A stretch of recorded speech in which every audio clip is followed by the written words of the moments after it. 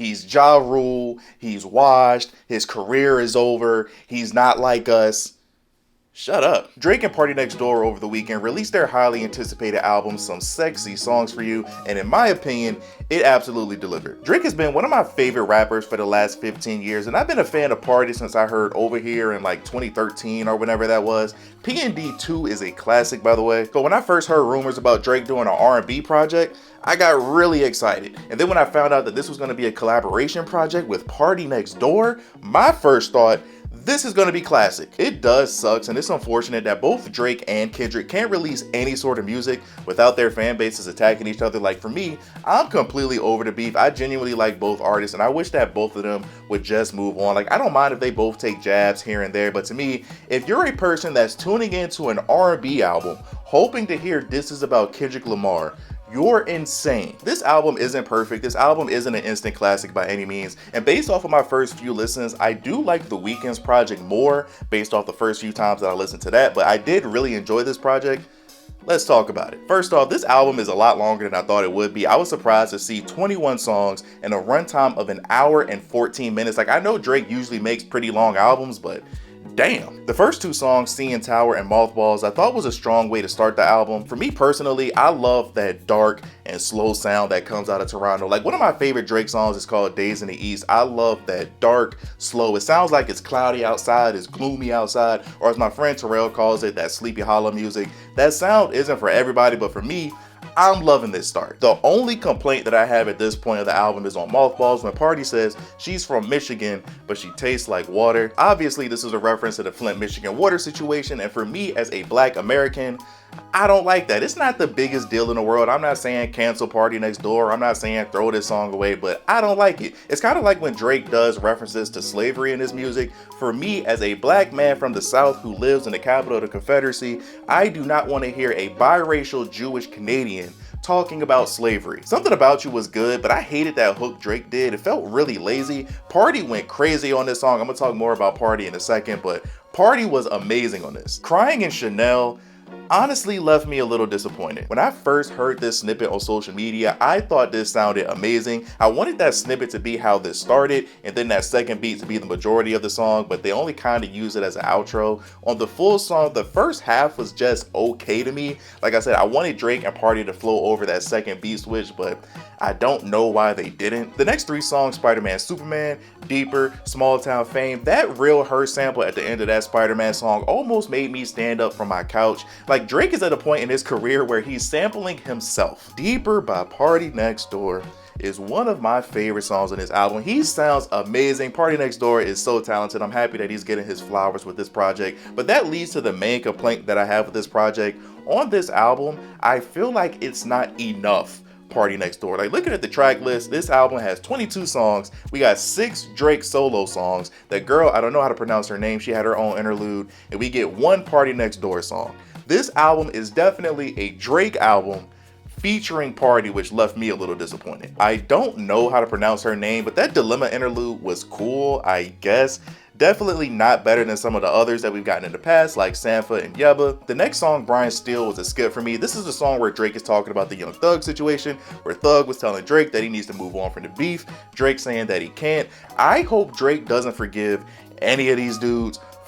All of them. And then we get to Give Me a Hug, which set the internet on fire. Easily one of the best songs on this album, and this is a reminder that even with the Kendrick battle, if you think he lost, even with the lawsuit, if you think that his career is over, this is a reminder that at the end of the day, Drake is still that nigga. This entire verse is crazy and a lot to unpack. Drake elimination, fake intimidation. He sets the bar for the next generation. He's Neo in the Matrix. He talks about why he's not married at this point, which has always been a stupid complaint by haters to me. Bro, who are you to tell Drake that he needs to settle down and get a wife? That's why during the Pusha T battle, I never understood the hype around that you're hiding a child narrative. Why does Drake need to tell me and you and everybody, a bunch of strangers, that he has a child? That never made any sense to me. The line where he's talking about women twerking on stage with the dictionary was hilarious to me. Guilt trips, not Turk trips when it's cold out here in February. Fire. The line about a guy doing drills to Marvin's room.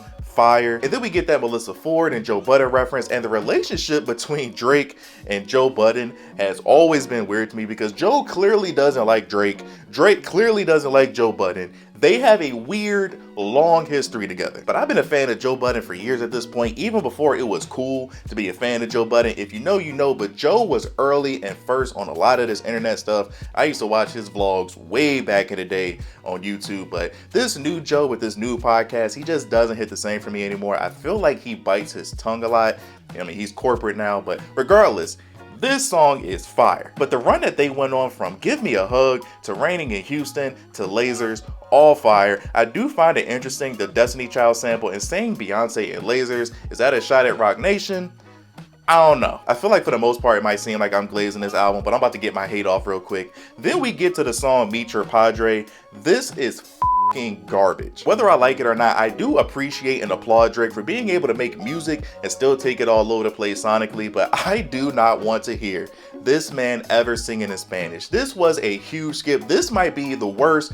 No, this is the worst song on this album. I want to keep hating, so I'm gonna fast forward to Glorious real quick. That song is terrible. I hate drill music. He also sounds like Ice Spice on this record. I don't ever want to hear this song again. Glorious and Meet Your Padre are fighting neck and neck for worst song on this album. I mean, when it comes to the rest of this album, honestly, I don't really have anything to complain about. If you take off that Spanish song and Glorious, tracks 10 through 21, nothing but fire. Nokia is a song that I would usually hate because I'm not a dancing nigga, but I love this song. I cannot wait until it's like 80 degrees outside and I'm surrounded by a bunch of people and then that song comes on. Die Trying featuring Yebba, again, incredible song, and it sounds so different. I don't think I've ever heard Party Next Door on a song like that, and Drake is just a chameleon. Drake is so versatile, and that's why I never understood why when people say that every Drake song sounds the same. The last 5 songs I just talked about all sound completely different. Somebody Loves Me, Celibacy, When He's Gone is incredible, and Greedy. They really delivered in my opinion, and if you're a Drake fan, not even being biased, I don't see how you don't like this album. Based on what I've seen online, I don't know if it's my algorithm because I feel like even though I'm a Drake fan, I usually see a lot of Drake hate online, but when it comes to this album, I feel like I've seen mainly positive reviews. I mean, it seems like it's streaming and charting well. I think it's charting #1 in like 80 something countries so far. Earlier today, Drake broke a bunch of streaming records, so I don't know what they're gonna do with the first week numbers. Even if the battle and stuff this last year never happened, I never would have imagined that a Drake and a Party album would do like 400,000 in the first week. I don't care how big of a machine they got behind them. So for me, I feel like if they do 150,000 first week with everything that happened last year with the Kendrick battle, with the PDF file allegations, with the lawsuits, I feel like if they do 150,000, to me, I feel like that's still pretty solid. This album didn't really have a huge promotion or nothing like that, but if it's below 150,000, we might need to talk. Before this album came out, it was a lot of speculation that this album was going to be released through Sony. Turns out that this album was released through UMG. Don't really know what's going on with that situation, but I really enjoyed this project. This was a great birthday gift to me. My birthday is on Valentine's Day. Be sure to tell me happy birthday. But Light Skins, we back up, man. My man Drake just delivered. The Weeknd just dropped the album of the year a few weeks ago. It does suck that Drake and The Weeknd are never going to make music together again. That kills my soul. I ain't gonna lie.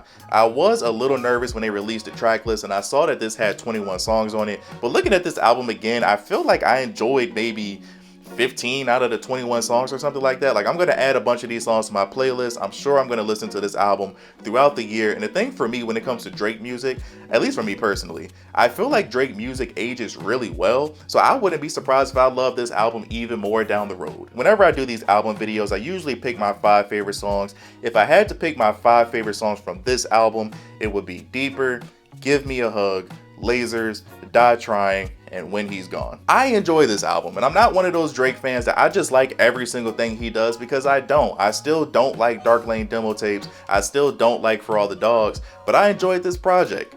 Drake isn't going anywhere. I know people are saying, oh, he's Ja Rule. They're saying his career is done. People go to the extreme with everything today, and it's really annoying. I'm just glad that my GOAT is back making good music, and I'm also really happy, I'm mostly happy about the fact that PARTYNEXTDOOR is finally getting his flowers, and he's finally getting the proper recognition.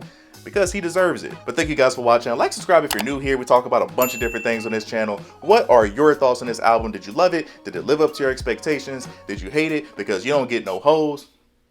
Nah, I'm just playing. But let me know your thoughts in the comment section below. Love you guys as always. Remember to tell somebody that you love them. Be sure to tell me happy birthday or I'm gonna come find you. But until next time, see you in the next life.